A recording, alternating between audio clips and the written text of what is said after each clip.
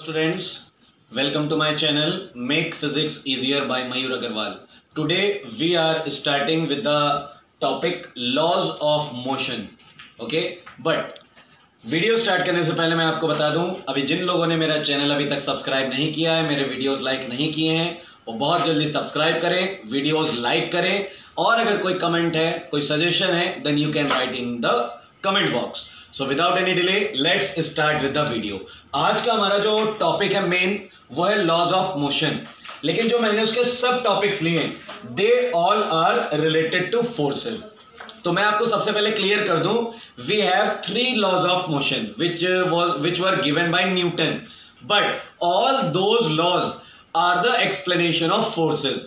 उन सभी से हम लोग फोर्स को सीखते हैं. तो सबसे पहले हम कोई लॉज ऑफ मोशन स्टार्ट करें, उससे पहले हम ये सीखते हैं कि व्हाट इज अ फोर्स. तो सबसे पहली चीज हमें ये पढ़नी है, what are the effects of force. So there are mainly 2 effects of force. जहां तक हम बात करें, बहुत सारे इफेक्ट्स होते हैं फोर्स को, लेकिन उनको क्लासिफाई 2 पॉइंट्स में किया गया है. फर्स्ट पॉइंट ये है, the force can change the initial state of the object. एक फोर्स क्या कर सकता है, मैं ये नहीं बोल रहा हूं फोर्स करता है, फोर्स कर सकता है. वो डिपेंड करेगा कि फोर्स का अमाउंट कितना है, फोर्स का मैग्नीट्यूड कितना है. So the first point is, a force can change the initial state of the object. अब इनिशियल स्टेट का मतलब ये है, अगर ऑब्जेक्ट स्टेशनरी है तो वो हो सकता है मोशन में आ जाए, या फिर अगर ऑब्जेक्ट मोशन में है तो ये हो सकता है वो स्टेशनरी हो जाए after applying force. So we have first effect is, the force can change the initial state of the object. Either stationary object can come in motion or a moving object can become stationary. These are the 2 effects of first effect. अब हमारा जो दूसरा main effect है वो है, the force can change the size और shape of the object. जैसे कि एक रबर बैंड है, रबर बैंड को अगर हम स्ट्रेच करते हैं तो उसका साइज बढ़ जाता है, और अगर किसी रबर बॉल को या तकिए को हम फोर्स लगाते हैं तो उसका शेप इरेगुलर सा हो जाता है. तो ये बता रहा है पॉइंट हमें कि a force can change shape and size of the object. और फिर मैं बता दूं आपको, it can, it is not always happen. ये जरूरी नहीं है कि फोर्स हमेशा वो काम कर दे. इट कैन और इट मे नॉट बी, वो डिपेंड करेगा फोर्स का अमाउंट कितना है. So we have 2 effects of force. The first effect is, a force can change the initial position of the object, and second thing is, a force can change the dimensions of the body, which means size and shape. So this point is clear. Second thing is definition of force. अब हम बात करते हैं, जो हमने force के effects पढ़े हैं उन्हीं पर बेस्ड फोर्स की डेफिनेशन बनती है.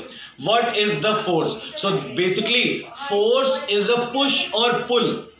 Force is a push or pull which has a tendency to change the state of the object or to change the form of the object. Force एक ऐसा पुश या पुल है जिसकी वजह से या तो ऑब्जेक्ट की स्टेट चेंज हो जाती है, या उसका फॉर्म, उसका स्ट्रक्चर, उसकी डायमेंशंस चेंज हो जाती हैं. That is the definition of force. A force is basically a push और pull which has a tendency to change the shape और साइज ऑफ द ऑब्जेक्ट और has a tendency to change the initial state of the body. That is the definition of force. And one thing more, you have to remember, what is the effect of force on rigid bodies and non-rigid bodies. ये question भी कई बार बच्चों को परेशान करता है. Rigid bodies and non rigid bodies, अगर हम सारी बॉडीज जितनी हमारे आसपास है, जितने भी ऑब्जेक्ट्स हैं, उनको क्लासिफाई करें 2 ऐसी तरह के ऑब्जेक्ट्स में जिनको फोर्स लगाने पर जिनका शेप और साइज चेंज होता है और जिनका शेप और साइज चेंज नहीं होता है, तो हमें 2 तरह के ऑब्जेक्ट्स मिलेंगे, rigid and non rigid. Rigid bodies are those which have no change in their dimensions after applying the force, and non-rigid bodies are those which can change their dimensions on application of the force. ठीक है, तो अब rigid body पर क्या effect होगा एक force का, क्या हो सकता है, या और एक नॉन रिजिड बॉडी पर फोर्स के क्या इफेक्ट हो सकते हैं. तो 2 बातें, जब आप फोर्स रिजिड बॉडी पर लगाओगे तो सिर्फ और सिर्फ वो रिजिड बॉडी मोशन में आ सकती है, या उसकी स्टेट ऑफ मोशन या स्टेट ऑफ रेस्ट चेंज होगी. उसका शेप और साइज बिल्कुल भी चेंज नहीं होगा। मतलब जो मैंने फोर्स के दो इफेक्ट बताए हैं उसमें से एक इफेक्ट फॉलो होगा, एक इफेक्ट फॉलो नहीं होगा। जबकि अगर हम बात करें नॉन रिजिड बॉडी की, तो नॉन रिजिड बॉडी पर दोनों इफेक्ट्स फॉलो होंगे। जो ऑब्जेक्ट है उसका शेप और साइज भी चेंज होगा और ऑब्जेक्ट अपनी इनिशियल स्टेट को भी चेंज कर सकता है। सो रिजिड बॉडीज में सिर्फ एक इफेक्ट फॉलो होता है और नॉन रिजिड बॉडी में दोनों इफेक्ट्स फॉलो होते हैं। So these are the effects of forces on rigid and non rigid bodies. The next thing is kinds of forces. वैसे तो हम लोग यहां पर जो बात करने जा रहे हैं फोर्सेस की, उनका बेस है फिजिकल कॉन्टैक्ट, कि कुछ फोर्सेस ऐसे होते हैं जिनको अप्लाई होने के लिए, जिनको इफेक्ट में आने के लिए फिजिकल कांटेक्ट जरूरी होता है, और कुछ फोर्सेस ऐसे होते हैं जिनमें फिजिकल कांटेक्ट कंपलसरी नहीं होता है। तो जिन फोर्सेस में फिजिकल कांटेक्ट कंपलसरी होता है, those are called contact forces. ठीक है, those forces which have a physical contact compulsory for their action, those are called contact forces। अब हमें कुछ contact forces के बारे में पढ़ना है, जिसमें सबसे पहला आता है फ्रिक्शनल फोर्स। एवरीवन नोज, जब आप जमीन पर चलते हो तो एक अजीब सी आपके पैरों से जब जमीन घिसती है तो उसकी एक अजीब सी आवाज आती है, और साथ ही साथ आप ये भी देखोगे पैरों में एक हीट एनर्जी भी बीच बीच में प्रोड्यूस होती है because of friction force. Friction force is always against और opposite to the motion of the object. जैसा अगर मान लीजिए अब ये सरफेस है, ऑब्जेक्ट मोशन अगर इस तरफ कर रहा है, an object is doing motion in this direction, then the direction of frictional force will be opposite। Friction force की डायरेक्शन हमेशा ऑपोजिट होगी, और फ्रिक्शन फोर्स तभी एक्ट होगा जब दोनों सरफेसेस टच कर रही होंगी। आप अपना पैर जमीन पर टच कराओगे ही नहीं तो वहां पे कोई फ्रिक्शन लगेगा ही नहीं। तो जब दो सरफेसेस टच करती हैं तभी फ्रिक्शन फोर्स प्रोड्यूस होता है, और इसकी डायरेक्शन हमेशा डायरेक्शन ऑफ मोशन के ऑपोजिट होती है। Next force is normal reaction force. Normal reaction, जैसे एक टेबल पर एक बुक रखी हुई है, ठीक है, this is a book lying on a table. अब इस बुक का जो वेट है that is acting downwards. Book का वेट उसे डाउनवर्ड्स खींच रहा है टुवर्ड्स द अर्थ सेंटर, और उसे जो टेबल ये संभाले हुए है because of normal reaction force. Table उसे जो बैलेंस किए हुए है वो किस वजह से, क्योंकि एक नॉर्मल रिएक्शन फोर्स है जो टेबल उसे प्रोवाइड कर रही है अपवर्ड डायरेक्शन में, then only that book can be balanced. आप इसको हाथ के एग्जांपल से भी कंसीडर कर सकते हो। Like I am taking this marker on my palm. मैं अपनी हथेली पर इस मार्कर को रखे हुए हूं। इस मार्कर का वेट डाउनवर्ड से एक्ट कर रहा है, और जो नॉर्मल रिएक्शन फोर्स है वो मैं अपनी पाम से इस पर एक्ट कर रहा हूं, तभी ये बैलेंस है। अगर इस मार्कर की जगह इमेजिन करो कोई 100 किलोग्राम का ऑब्जेक्ट होता, इस मार्कर की जगह जिसका मास मुश्किल से 10 ग्राम या 15 ग्राम या 20 ग्राम होगा, इसकी जगह कोई 100 किलोग्राम की चीज होती तो क्या मैं उसे बियर कर पाता? नहीं, क्योंकि उस कंडीशन में मेरी पाम इतना नॉर्मल रिएक्शन फोर्स ना अप्लाई कर पाती, तो वहां पे डिसबैलेंस हो जाता, जिस वजह से ऑब्जेक्ट नीचे गिर जाता। सो this is called normal reaction force. ये हमेशा वेट के ऑपोजिट डायरेक्शन में एक्ट करता है। The next force is tension force. Tension force हमेशा उन जगहों पर प्रोड्यूस होता है जहां पर हम किसी स्ट्रिंग में कोई मास हैंग कर देते हैं। जैसे कि ये सपोज एक रिजिड सपोर्ट है, यहां पर एक स्ट्रिंग को टाइट किया गया है और उस स्ट्रिंग की हेल्प से ये मास इस पे लटका दिया गया है। जो मास का वेट होगा वो उसे डाउनवर्ड एक्ट करेगा। जो मास ऑफ द वेट है, उस ऑब्जेक्ट का जो वेट है वो ऑब्जेक्ट को नीचे लाने की कोशिश करेगा, जिस वजह से इस स्ट्रिंग पर एक इफेक्ट पड़ेगा, एक खिंचाव होगा। खिंचाव का मतलब है यहां पर tension. The direction of tension is always opposite to the mass और वेट। अगर हम इसको प्रॉपरली डायरेक्शंस में कहें so it is called weight. Mass उसकी स्केलर क्वांटिटी है और वेट उसकी वेक्टर क्वांटिटी बन जाएगी। तो एक हम लोग एक रिलेशन देख सकते हैं नॉर्मल रिएक्शन फोर्स और टेंशन फोर्स के बीच में। Normal reaction force object apply करता है और टेंशन फोर्स अप्लाई करती है स्ट्रिंग। इसीलिए कभी कभी आप लोग ने देखा होगा कि अगर ये स्ट्रिंग पर्टिकुलर है, इस पर आप धीरे धीरे मास बढ़ाते जाइए तो एक ऐसी कंडीशन आती है जब ये स्ट्रिंग टूट भी जाएगी। तो वो कंडीशन कौन सी होगी? वो इसका मैक्सिमम टेंशन बियर करने की लिमिट होगी। तो इसलिए वेट के ऑपोजिट डायरेक्शन में हमेशा टेंशन फोर्स लगता है। हमारे पास अगला फोर्स है फोर्स एक्सर्टेड बाय ए स्प्रिंग। स्प्रिंग आप सभी लोग जानते हो, इस तरह का इसका स्ट्रक्चर होता है अगर स्प्रिंग को हम कंप्रेस कर दें, इसको हमने कंप्रेस कर दिया तो इसके जो सर्कल्स हैं काफी पास पास आ जाएंगे, और इसे कंप्रेस करके आप रिलीज कर दीजिए तो क्या होता है, इसमें भी आगे अगर यहां पे कोई ऑब्जेक्ट को टाई कर दिया जाए, if an object is tied on the one side of the spring, जैसे ही आपको स्प्रिंग को स्ट्रेच करके रिलीज करोगे वो उस ऑब्जेक्ट पर एक फोर्स अप्लाई करेगी in the upward direction, in the opposite direction. जिस डायरेक्शन में आपने उसको स्ट्रेच किया है उसके ऑपोजिट डायरेक्शन में वो एक फोर्स अप्लाई करेगी। That is the force exerted by a spring. The next force which we have to read is force exerted during collision. Collision का मतलब होता है, सपोज मैंने ये दो बॉल्स ले ली हैं, ये इस तरफ की ओर मोशन कर रही है और ये इस तरफ, दोनों बॉल्स जब एक दूसरे को आके स्ट्राइक करेंगी, okay, when the two balls, two different masses strike each other, or we can say colloid each other, then also they will apply force onto each other। वो भी एक दूसरे पर फोर्स लगाएंगी। जो भारी वाली बॉल है वो छोटी वाली बॉल पर ज्यादा फोर्स लगाएगी, जिस वजह से वो छोटी बॉल आगे की ओर उसके ऑपोजिट डायरेक्शन में डिस्प्लेस होगी।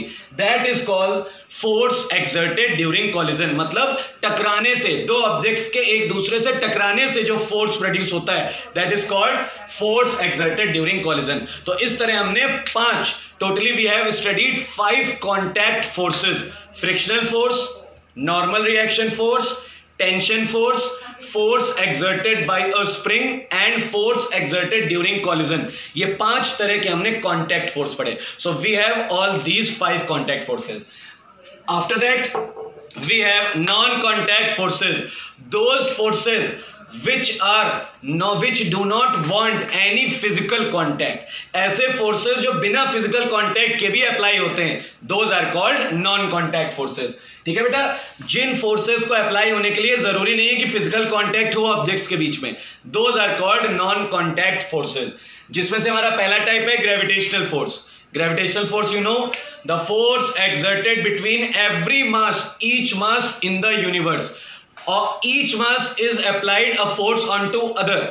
जैसे मैं और आसपास हमारे जो भी चीजें हैं, हम सभी ऑब्जेक्ट्स, सभी पार्टिकल्स एक दूसरे के ऊपर जो फोर्स लगाते हैं because of our mass, that is called gravitational force. मैं एक बात आपको अभी डिफरेंशिएट कर दूं, ग्रेविटेशन वर्ड का जहां यूज होता है वहां आपके मन में सीधे आ जाता है अर्थ। आपकी बात ठीक है, लेकिन it is not compulsory that gravitational force में हमेशा एक ऑब्जेक्ट अर्थ हो, कोई भी ऑब्जेक्ट हो सकता है। अर्थ के केस में हम उसका इफेक्ट ज्यादा आसानी से देख सकते हैं, इट इज ट्रू, क्योंकि अर्थ का मास हमारे मासेस के कंपैरिजन में बहुत ज्यादा होता है। लेकिन इसका मतलब ये नहीं है कि मैं और ये बोर्ड, हम दोनों भी एक दूसरे के ऊपर ग्रेविटेशनल फोर्स अप्लाई कर रहे हैं, लेकिन उसका इफेक्ट क्यों नहीं दिख पा रहा है? Because both masses are very less, क्योंकि हम दोनों ही ऑब्जेक्ट्स का मास अर्थ के मास के कंपैरिजन में बहुत कम है। अभी मैं यहां से एक मार्कर को रिलीज करूंगा तो मार्कर तुरंत खींच लिया जाएगा अर्थ द्वारा। क्यों? क्योंकि अर्थ का मास बहुत ज्यादा है comparatively to us. That is why. So gravitational force is the force exerted by all the particles present in the universe towards each other due to their mass. That is gravitational force. Second thing, magnetic force। आप जानते हो magnets are special substances which have tendency to attract iron and iron made objects। कुछ हमारे अर्थ से ऐसे objects मिलते हैं जिनके पास आयरन को और आयरन के जैसे दूसरे ऑब्जेक्ट्स को अट्रैक्ट करने की टेंडेंसी होती है। उन ऑब्जेक्ट्स को हम लोग कहते हैं मैग्नेटिक ऑब्जेक्ट्स, मैग्नेट्स। और मैग्नेट में 2 पोल्स होते हैं, south pole and north pole. तो जो मैग्नेट के पोल्स के बीच में जो अट्रैक्शन फोर्स लगता है या रिपल्शन फोर्स लगता है, that is called magnetic force. The force which will be acting between the poles of a magnet are called magnetic force. ये दोनों नेचर के होते हैं, इट मे बी अट्रैक्टिव और मे बी रिपल्सिव। अगर same poles हैं तो repulsive, और अगर ऑपोजिट पोल्स हैं तो attractive. Next thing is electrostatic force, the forces acting between the charges means electron and protons, charges के बीच में जो फोर्स अप्लाई हो, दैट इज कॉल्ड इलेक्ट्रोस्टैटिक। ये भी 2 नेचर का होता है, अट्रैक्टिव और रिपल्सिव। सेम चार्जेस हैं तो रिपल्शन होगा, और ऑपोजिट चार्जेस हैं पॉजिटिव नेगेटिव, वहां पर अट्रैक्शन होगा। Now the last thing, we have only these 3 non-contact: gravitational, magnetic and electrostatic. Now the last part which we have to cover is characteristic of non contact forces. Characteristic में मैं आपको बता दूं, जो 3 non contact पढ़े, gravitational, magnetic और electrostatic, इसमें से अगर मैं इसकी बात करूं, so gravitational force is only attractive, gravitational force कभी रिपल्सिव नेचर का नहीं होता है, जबकि ये दोनों फोर्सेस जो हैं ये अट्रैक्टिव भी होते हैं और रिपल्सिव भी होते हैं. So this is the first characteristic. Gravitational force is of only attractive nature and electrostatic and magnetic force are attractive as well as repulsive nature. और जो दूसरी कैरेक्टरिस्टिक है that is 1/r². Force inversely proportional to square of the distance. इससे हम इस तरह से समझ सकते हैं, अगर हम दो ऑब्जेक्ट्स के बीच की डिस्टेंस को बढ़ाते जा रहे हैं तो उनके बीच का जो फोर्स है वो कम होता जाएगा, जो नॉन कांटेक्ट फोर्स है. और ये तीनों रूल्स में फॉलो हो रहा है. फिर चाहे हम ग्रेविटेशनल फोर्स की बात करें या मैग्नेटिक फोर्स की बात करें या इलेक्ट्रोस्टैटिक की. अगर दो ऑब्जेक्ट्स, यहां पे हम दो ऑब्जेक्ट्स कह सकते हैं, यहां हम दो पोल्स कह सकते हैं और यहां हम दो चार्जेस कह सकते हैं. अगर दो चीजों के बीच की डिस्टेंस को आप डिस्टेंस ऑफ सेपरेशन को बढ़ाते जाओ तो वहां पर जो फोर्स होगा वो उतना ही कम होता जाएगा. Force is inversely proportional to the square of the distance of separation. इस चीज को हम लोग ये भी कहते हैं inverse square law. This is very important when you will go in the class 11th, then इसका आपको बहुत डिटेल में नॉलेज गेन करना होगा. This is called inverse square law. So ये जितने भी हमारे तीनों नॉन कांटेक्ट फोर्सेस हैं ये इनवर्स स्क्वायर लॉ को फॉलो करते हैं. What is inverse square law? According to this law the force is inversely proportional to the square of the distance of the separation between the objects or the charges or the poles. So this information is the first part of laws of motion. ये हमारे laws of motion का part 1 था. Just wait for part 2. बहुत ही जल्दी मैं आपको part 2 देने वाला हूं. तब तक part 1 को देखिए, बुक्स से अपने रीडिंग करिए और भी इंफॉर्मेशन कलेक्ट करिए. जहां प्रॉब्लम्स आएंगी पूछिए.